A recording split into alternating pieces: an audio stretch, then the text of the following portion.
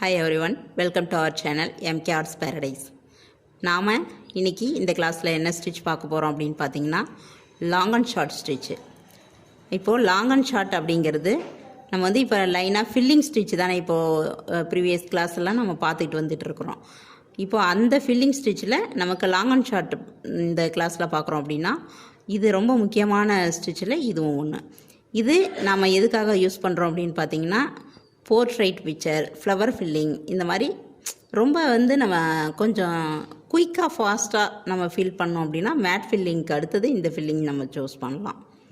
இப்போ அதை எப்படி போடுறதுன்றதை நான் காமிக்கிறேன். நான் வந்துட்டு இந்த த்ரெட் எடுத்துக்கிறேன். அதாவது ரொம்ப சின்ன சின்ன செயினாகவும் இல்லாத ரொம்ப பெரிய செயினாகவும் இல்லாத, இங்கே பாருங்கள் மீடியமான சைஸில் நான் செயின் எடுத்துக்கிறேன். ஒரு செயின் போட்டுக்கிறேன். இந்த மாதிரி செயின் ஒரே சைஸில் நம்ம செயின் போட்டே வரோம். ஒரு குறிப்பிட்ட தூரம் வந்தோடனே நம்ம ஸ்டாப் பண்ணிடுறோம். இப்போ ஸ்டாப் பண்ணி முடித்தோடனே ஒரு சின்ன லாக் செயின், அதாவது சின்ன செயின் போடுறோம். போட்டுட்டு இப்போ ரிட்டன் எடுப்போம் பாருங்கள். இப்போ இங்கே தான் நம்ம லாங் அண்ட் ஷார்ட்டுன்றது எப்படின்றது தெரிஞ்சுக்கிறீங்க. இப்போது முழுசாக ஒரு சீரான ஒரு கேப்பில் உள்ள செயின் ஸ்டிச்சு நம்ம போட்டே வந்துட்டோம். இதோடு நான் நிறுத்தணும். ஸோ இதுக்கப்புறம் இந்த ரிட்டன் திரும்பி போகணும். அப்போ நான் என்ன பண்ணியிருக்கேன் அப்படின்னா ஸ்டிச்சை முடிச்சுட்டு ஒரு சின்ன லாக் போட்டிருக்கேன். லாக் போட்டு நான் ரிட்டன் எடுக்கும்போது நம்ம எப்படி எடுக்கணும் அப்படின்றது இருக்குது இல்லைங்களா. இப்போ எப்படி நம்ம ரிட்டன் போகணும் அப்படின்னா இந்த ஸ்டிச் இருக்கு இல்லைங்களா, இந்த ஸ்டிச்சோட சென்டரு, அதாவது இந்த குத்துக்கும் இந்த குத்துக்கும் இடைப்பட்ட பகுதி, ஒரு ஸ்டிச்சோட சென்டர் பகுதி நடுப்பகுதிக்கு நேராக இங்கே பாருங்க, இந்த செயினில் இந்த கேப்பு.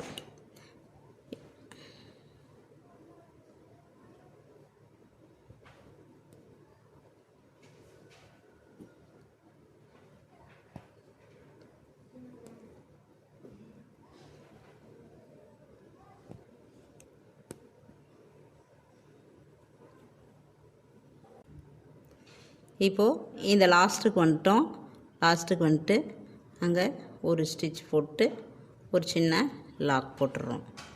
திருப்ப ரிட்டன் வரும்போது அந்த ஃபஸ்ட்டு ஸ்டிச்சு குத்தணும் இல்லைங்களா, அதுக்கு நேராக வரணும். இந்த ஸ்டிச்சு வரும்போது இதோட கனெக்ஷன் அந்த 1 by 1 அது எப்படின்றத நான் ஒரு பாக்ஸ் போட்டு இந்த மாதிரி போடும்போது உங்களுக்கு ஒரு செயினுக்கு கேப்பில் ரிட்டன் வரும்போது இப்போ போட்டுட்டு வந்த செயினுக்கு 2 குத்துக்கும் இடையில, அதாவது ஒரு செயினில் பாதியோடு நம்ம போட்டுட்டு வரணும்.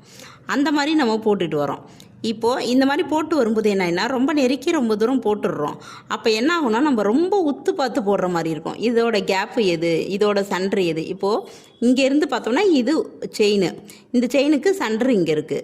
இது 2 குத்துக்கும் இடையில இங்கே கேப் இருக்குது. இப்போது இது போடும் அடுத்த லைன் நம்ம போட்டுட்டு வரும்போது இப்போ இந்த 2 டாட் இருக்குன்னா இந்த 2 டாட்டுக்கு இடையில இதில் குத்தி நம்ம போட்டுட்டு வரணும். ஆனால் இது எல்லா டைமும் நம்ம உத்து பார்த்து போட்டுட்டு வர முடியாது இல்லையா. இதுக்கு நான் உங்களுக்கு வந்து ஈஸியான ஷார்ட்கட் மெத்தட் சொல்கிறேன். அதை ஃபாலோ பண்ணி போட்டிங்க அப்படின்னா இந்த லாங் அண்ட் ஷார்ட்டு ரொம்ப நேரம் நீங்கள் உத்து பார்த்து நீங்கள் அதை குத்திக்கிட்டு இருக்கிற வேண்டிய அவசியம் கிடையாது. ரொம்ப ஷார்ட்கட்டில் ஈஸியான மெத்தடில் லைட்டாக நீங்கள் வந்து ஃபோக்கஸ் பண்ணால் போதுமானது. கடகடன்னு நீங்கள் போட்டு முடிச்சிடலாம். அது எப்படின்றத நான் உங்களுக்கு வந்து இந்த சைட்டை நான் போட்டு காட்டுறேன், அதை நீங்கள் பாருங்கள். இப்போது இந்த மாதிரி ஒரு நீளமான ஒரு பாக்ஸ் போட்டுட்டேன். இந்த பாக்ஸில் நம்ம லாங் அண்ட் ஷார்ட் போட்டு ஃபில் பண்ணுறோம். எப்படின்றத பாருங்கள். நான் இப்போ வந்துட்டு இந்த வாக்கில் போட போகிறேன். மேலே போயிட்டு கீழே வந்து மேலே போயிட்டு கீழே வரப்போகிறேன். அப்போது இதுக்கு குறுக்க நான் வந்து ஒரு செயின் எந்த உயரம் போடுவோமோ அந்த செயின் எவ்வளோ உயரம் இருக்குதோ அதுக்கு தகுந்த கோடு வந்து அதுக்கு நேராக நான் வந்து குறுக்க ஃபுல்லாகவே கோடு போட்டுக்கிறேன். இங்கே பாருங்கள், இது வந்து நமக்கு ஈஸி மெத்தடில் நமக்கு முடியும். இப்போது இதில் நான் குறுக்க கோடு போட்டு பிரிச்சிருக்கிறேன்.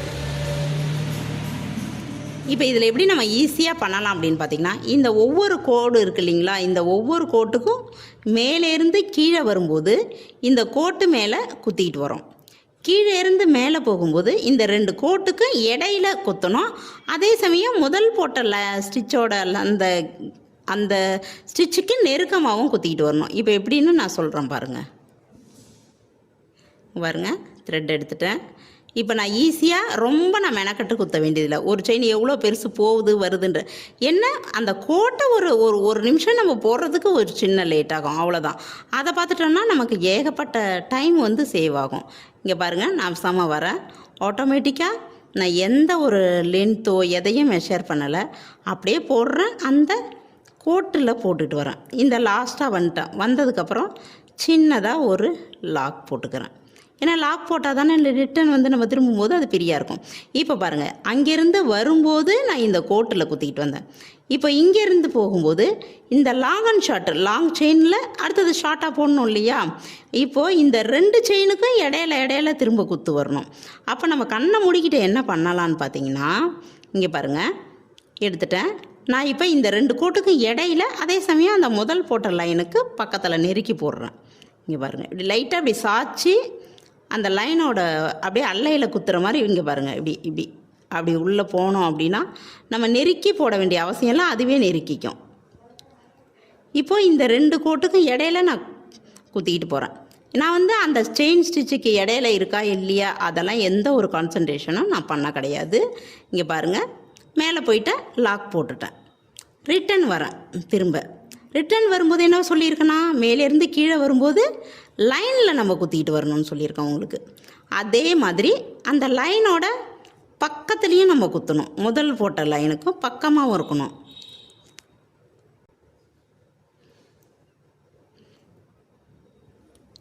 இப்போ நம்ம ஈஸியாக மேலேருந்து கீழே வரும்போது அந்த கோட்டு மேலேயும், கீழேருந்து மேலே போகும்போது அந்த 2 கோட்டுக்கும் இடைப்பட்ட இடத்துலையும் நம்ம குத்திக்கிட்டு வந்தோம் அப்படின்னா ஈஸியாக நமக்கு வந்து இந்த மேட் ஃபில்லிங் கிடையாது, sorry, long and short filling, இதை வந்து ஈஸியாக நம்ம வந்து டக்குன்னு அதிக நேரம் யூஸ் ஆகாமல் கம்மி நேரத்தில் ஃபாஸ்ட்டாக அதே சமயம் நீட்டாகவும் நம்மளால் போட முடியும்.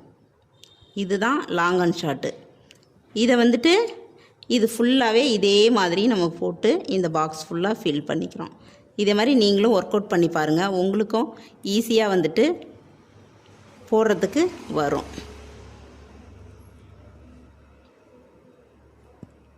இந்த மாதிரி எடுக்கும்போது கீழே நூலை இழுக்காமல் இப்படி மேல் நோக்கி இப்படி இழுத்துட்டு நீங்கள் பண்ணிங்கன்னா அந்த துணி வந்து சுருங்காமல் நமக்கு கிடைக்கும். இல்லைன்னா நமக்கு வந்து இப்படி இழுத்தோம் அப்படின்னா துணி சுருங்கும். இப்போ லாஸ்ட்டாக வந்துட்டோம், லாக் போட்டுறோம். ரிட்டன் திரும்பும்போது என்ன சொல்லியிருக்கிறேன், அந்த 2 லைனுக்கும் இடையில உள்ள கேப்பில் குத்தணும். அந்த நம்ம பென்சில் மார்க் பண்ணியிருக்கோம் இல்லைங்களா? இப்போ உங்களுக்கு லாங் அண்ட் ஷார்ட் பற்றின கவலை வேணாம், ஈஸியாக உங்களுக்கு வந்து போட்டுடலாம். இதை நீங்கள் போட்டு ட்ரை பண்ணி பாருங்கள். உங்களுக்கு என்னென்ன ஷேப்பில் போடணுன்றதை நான் சொல்கிறேன். அதுக்கப்புறம் இதுக்கு உண்டான ஒர்க்கு என்ன அப்படின்றத நான் வந்து லாஸ்ட்டாக சொல்கிறேன்.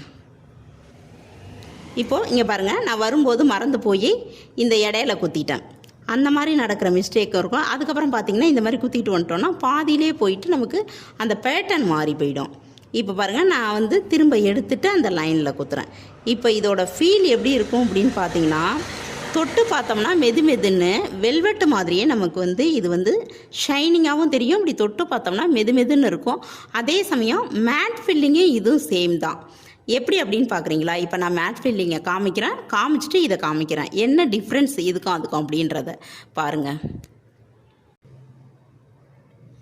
இப்போ பாருங்கள், இது நம்ம முன்னாடி போட்ட மேட் ஃபில்லிங்கு.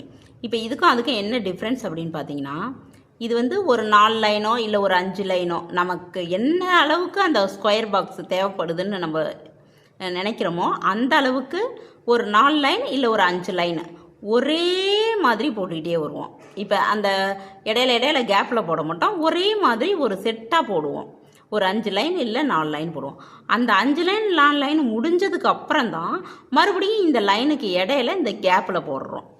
தெரியுதுங்களா? இது வந்து ஒரு செட்டாக பாராக அந்த கேப் வந்து நம்ம முடிக்கிறோம். ஆனால் லாங் அண்ட் ஷார்ட்டில் என்ன பண்ணுவோம் அப்படின்னா, இந்த ஒரு லைன் போட்டுட்டு 2வது லைன்லேயே இந்த மெத்தடை ஃபாலோ பண்ண ஆரம்பிச்சிருவோம். இங்கே ஒரு 4 லைனுக்கு ஒரு தடவையோ இல்லை 5 லைனுக்கு ஒரு தடவையோ நம்ம வந்து இந்த இதை மாற்றுவோம். ஆனால் லாங் அண்ட் ஷார்ட்டில் ஒரு லைனுக்கு ஒரு தடவை இந்த கேப்பு மாற்றுறோம். மேலேருந்து வரும்போது ஒரு மாதிரி, கீழே இருந்து போகும்போது ஒரு மாதிரி யூஸ் பண்ணிடுவோம். ஆனால் இது அப்படி கிடையாது. இது வந்து ஒரு செட்டாக வரும். இதுதான் மேன் ஃபில்லிங்க்கும் லாங் அண்ட் ஷார்ட்டுக்கும் நமக்கு வந்து டிஃப்ரென்ஸு. ஆனால் இது வந்து நம்ம ஒரு அதிகப்படியான ஏரியாவை கவர் பண்ணோம். நமக்கு லாங் அண்ட் ஷார்ட் வந்து கவர் ஆனாலுமே கூட அனிமல்ஸு இந்த மாதிரி போடும்போது அது ரொம்ப அழகாக இருக்கும். அதே சமயம் நம்ம ஷேடு கொடுக்கும்போதும் ரொம்ப அழகாக அது வந்து தெரியும். அதுக்காக தான் நம்ம அதை வந்து யூஸ் பண்ணுறோம். இப்போ இதில் பார்த்தீங்கன்னா நான் முடிச்சுட்டு இதில் வந்து அவுட்லைன் வந்து செயின் ஸ்டிச்சு கொடுத்து முடிச்சிருக்கிறோம். இப்போ இந்த முடிச்சதுக்கப்புறம் இதை வச்சு தான் நம்ம வந்து ஒரு பிக்சர் எடுத்தோம் அப்படின்னா இதை வந்து நம்ம ஃபில் பண்ணுறது.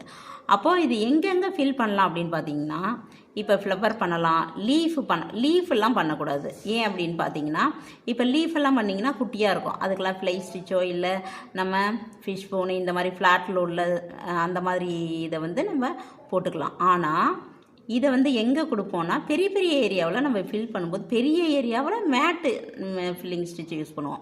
அந்த பெரிய ஏரியாவை தவிர்த்து அதுக்கும் மீடியமான ஏரியா வரும். அந்த இடங்கள்லாம் பார்த்திங்கன்னா இந்த மாதிரி இப்போ ஒரு பெரிய ஃப்ளவர் வருது, ஒரு ஹார்ட் ஷேப் வருது, அந்த மாதிரி ஹார்ட் ஷேப்லாம் வரும்போது இந்த ஸ்டிச்சு நம்ம யூஸ் பண்ணி சீக்கிரம், ஏன்னா தாம்பூர் ஸ்டிச்சுன்னு இதுக்கு அடுத்தது ஒன்று வரும்.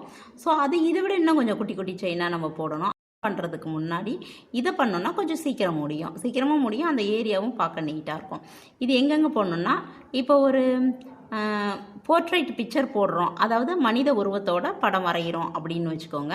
அதில் வந்துட்டு எங்கெங்கே யூஸ் பண்ணலாம், ஃபேஸுக்கு இதை யூஸ் பண்ணாதீங்க லாங் அண்ட் ஷார்ட். இப்போ நீங்கள் A3 சைஸுக்கு நீங்கள் போட்டிருக்கீங்க அப்படின்னா, ஒரு கழுத்தோட உரிய படம் முகம் மட்டும் போடுறீங்க அப்படின்னா அப்போது பெரிய ஏரியாவாக இருக்கும். அப்போது நீங்கள் ஃபேஸுக்கு வந்து இதை அப்ளை பண்ணலாம். அதுவும் ஒரு சில இடங்கள்ல அப்ளை பண்ண முடியாது.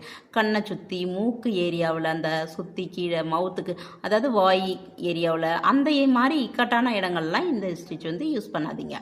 இது எங்கே யூஸ் பண்ணுறீங்க அப்படின்னு பார்த்தீங்கன்னா, கழுத்துக்கு கீழே பாடியில் யூஸ் பண்ணலாம். ஷர்ட்டு, பேண்ட்டு, இப்போது பிள்ளைங்களாக இருந்தால் ஸ்கர்ட்டு அந்த இதில் பண்ணலாம். அடுத்தது பார்த்திங்கன்னா காலில் பண்ணலாம், கைகளில் வந்து இந்த ஸ்டிச்சு வந்து யூஸ் பண்ணலாம். மற்ற இடங்கள்லாம் யூஸ் பண்ணோம் அப்படின்னா அந்த அளவுக்கு வந்து இது ஃபினிஷிங் வந்து நீட்டாக கொடுக்க முடியாது. அதனால் இப்போ நான் சொன்ன இடம்லாம் ஞாபகம் வச்சுக்கிங்க. அந்த இடம்லாம் அந்த ஒர்க்கு வரும்போது அந்த இடம்லாம் ஞாபகம் வச்சு இந்த ஸ்டிச்செல்லாம் நீங்கள் யூஸ் பண்ணி பாருங்கள். இப்போ இதுக்கான ஷேப்ஸ் என்ன பண்ணணும், நீங்கள் ஒர்க் அவுட் பண்ணணுன்றதை நான் சொல்கிறேன். அதை நீங்கள் ஃபாலோ பண்ணுங்கள். இப்போது நீங்கள் போட வேண்டிய ஷேப் என்னன்னு பார்த்தீங்கன்னா, இப்போ இந்த மாதிரி ஒரு பாக்ஸ் வரைஞ்சிக்கிங்க. இந்த பாக்ஸில் முதல்லையே நம்ம அவுட்லைன், எப்பயுமே நம்ம நீட்டாக வரணும்னா அவுட்லைனில் ஒரு அந்த செயின் ஸ்டிச்சு போட்டுட்டு அதுக்கப்புறம் நம்ம அதை வந்து ஃபில் பண்ணும்போது நீட்டாக வரும் நம்மளுக்கு அப்படின்னு சொல்லியிருக்கிறேன். ஆனால் இந்த முறை நீங்கள் என்ன பண்ணுறீங்க அப்படின்னா, ஒரு பாக்ஸு இந்த மாதிரி 2 பாக்ஸ் வரைஞ்சிக்கிறீங்க. இந்த 2 பாக்ஸில் இந்த ஒரு பாக்ஸை அவுட்லைன் வரையக்கூடாது. அவுட்லைன் வரையாத, இப்போ நம்ம ஸ்டிச் பண்ணி காட்டினோம் பார்த்தீங்களா, உங்களுக்கு அவுட்லைன் வரையாமல் தானே நான் ஸ்டிச் பண்ணி காமிச்சேன். அதே மாதிரி அவுட்லைன் வரையாமலேயே இந்த பாக்ஸ் ஃபுல்லாக நீங்கள் வந்து போடணும். அதே சமயம் குறுக்க கோடு போடாமல் அவுட்லைனும் போடாமல் நீங்கள் வந்து அந்த லாங் அண்ட் ஷார்ட்டை இதில் தச்சு பார்க்கணும். தச்சு பார்த்துட்டு ரெண்டாவது என்ன பண்ணுறீங்க அப்படின்னா, இந்த மாதிரி பாக்ஸ் போட்டுக்கிறீங்க. இதுக்கு அவுட்லைனும் தச்சுக்கிறீங்க. செயின் ஸ்டிச் போட்டு அவுட்லைனையும் தச்சுக்கிறீங்க. தச்சதுக்கப்புறம் இந்த குறுக்க கோடு போட்டுக்கிறீங்க. குறுக்க கோடு போட்டுட்டு என்ன பண்ணுறீங்கன்னா, இப்போ நான் தச்சு காமிச்சேன் இல்லையா உங்களுக்கு, கோடு போட்டதுக்கப்புறம் மேலேருந்து கீழே வரும்போது அந்த கோட்டு மேலேயும், கீழே இருந்து மேலே போகும்போது இந்த 2 புள்ளிக்கு இடையில, அதாவது இந்த ஒரு செயினுக்கு இடையில மேலே போகும்போது, அடுத்தது இந்த செயினுக்கு இடையில, இந்த மாதிரி போகும்போது அந்த செயினுக்கு முன்னாடி போட்ட செயினுக்கு இடையிலையும் வரும்போது அந்த கோட்டு மேலேயும் நீங்கள் மாறி மாறி குத்தி நீங்கள் போயிட்டு வந்துட்டு, ஏன்னா ஏற்கனவே ஒரு அவுட்லைன் போட்டிருக்கீங்க. இப்போ இதோட ஃபில் பண்ணணும். அதே சமயம் நம்ம ஒர்க் பண்ணுற கிளாத்தோட கலர் வந்து மேலே தெரியக்கூடாது. அந்த அளவுக்கு நெருக்கமாக நீங்கள் போடணும். நெருக்கமாக போட்டு முடித்ததுக்கப்புறம் மறுபடியும் ஒரு அவுட்லைன் நீங்கள் கொடுக்கணும். ஏன்னா தச்சு முடித்த உடனே இங்கெல்லாம் அப் அண்ட் டவுன் மாதிரி லைட்டாக தெரியும் இல்லைங்களா, ரொம்ப அப் அண்ட் டவுன் மாதிரி போடக்கூடாது. முடிஞ்ச அளவுக்கு கோடு ஸ்கேல் வச்சு கோடு போட்ட மாதிரி போட பழகுங்க. இப்போது போட்டு முடித்ததுக்கப்புறம் மறுபடியும் அந்த கேப் தெரியாமல் இருக்கிறதுக்காக ஒரு அவுட்லைன் போட்டு இதை ஃபினிஷ் பண்ணிக்கிங்க. அதே மாதிரி தான் இந்த ஹார்ட்டுக்கும் நீங்கள் ஒர்க் அவுட் பண்ணணும். இந்த ஹார்ட்டுக்கு எப்படி ஒர்க் அவுட் பண்ணுறீங்க அப்படின்னு பார்த்தீங்கன்னா, இப்போ இது வந்து ஒரு பாக்ஸாக இருக்குது. ஸோ அதனால் நீங்கள் ஒரு சைடில் இருந்து ஒரே பக்கத்துக்கு நீங்கள் நீட்டாக வந்துட்டீங்க. ஆனால் இப்போ இந்த ஹார்ட் ஷேப்பு இந்த மாதிரி இருக்குது, ஒரு பெட்டல்ஸ் இருக்குது, இல்லை ஒரு ஃப்ளவர் இந்த மாதிரி ஷேப்பில் இருக்குது. அப்படிங்கிறப்ப நீங்கள் எப்படி இதை ஃபில் பண்ணுவீங்கன்னு பார்த்தீங்கன்னா, இந்த ஹார்ட்டோட சென்டர் பகுதியை டிவைட் பண்ணுறீங்க. டிவைட் பண்ணிவிட்டு இப்போ என்ன பண்ணுறீங்க அப்படின்னு பார்த்தீங்கன்னா முன்ன போட்ட மாதிரி கோடு போட்டுக்கிறீங்க. இப்போ இந்த இடத்துல நான் பிரிச்சிட்டேன்.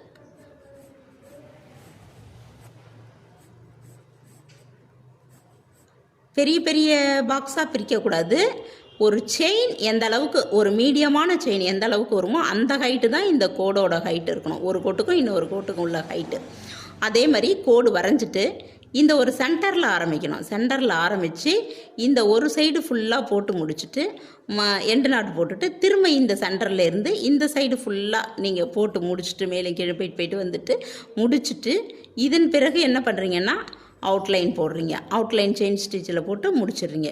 இது மட்டுமே உங்களுக்கு இனிமேல் ஷேப்ஸ் எல்லாம் கம்மியாக தான் வரும். ஏன் அப்படின்னு பார்த்தீங்கன்னா இதுக்கு முன்னாடி வரைக்கும் உங்களுக்கு வந்து அந்த கை ப்ராக்டிஸ் வரணும் அப்படின்றதுக்காகவும் ஸ்டிச்சு தெளிவாக தெரியணுன்றதுக்காகவும் தான் நிறைய ஷேப்ஸ் கொடுத்தேன். உங்களுக்கு கூட போர் அடிச்சு போயிருக்கலாம், என்னப்பா எப்போ தான் கிளாஸ் முடியும் அப்படின்ற மாதிரி கூட ஒரு ஃபீல் வந்திருக்கலாம். அது நீங்கள் கவலைப்படாதீங்க. இதுக்கு மேற்கொண்டு என்ன ஆகும் அப்படின்னு பார்த்தீங்கன்னா உங்களோட ப்ராக்டிஸ் எல்லாம் இது வரைக்கும் தெளிவாக வந்திருக்கும். இதுக்கு மேற்கொண்டு நீங்கள் இதில் ஒர்க் அவுட் பண்ணும்போது இதை விட தெளிவாக எங்கேயும் நமக்கு கிடைக்காது. அதனால் இந்த ஸ்டிச்சிங்கெல்லாம் உங்களுக்கு ஃபில்லிங் ஸ்டிச்சிலே எல்லா ப்ராக்டிஸும் வந்துடும். இந்த ஃபில்லிங் ஸ்டிச்செல்லாம் முடித்து த்ரெட் ஒர்க்கு முடிஞ்சிருச்சு அப்படின்னா உங்களுக்கு ஷேப்ஸும் குறையும். உங்களுக்கு வந்து ஷார்ட்டாகவும் வீடியோ வந்துடும், ரொம்ப கம்மி டைம்லேயும் வந்துடும். நீங்கள் அதுக்கப்புறம் டக்குன்னு போட ஆரம்பிச்சிடுவீங்க. இப்போ இந்த ஷேப்ஸை மட்டும் முடிச்சுட்டு நீங்கள் போட்டுட்டு இதுக்கு ஒரு பிக்சர் சூஸ் பண்ணி அதுக்கும் நீங்கள் ஒர்க் அவுட் பண்ணி நீங்கள் காமிக்கணும். ஓகேங்களா? தேங்க்யூ.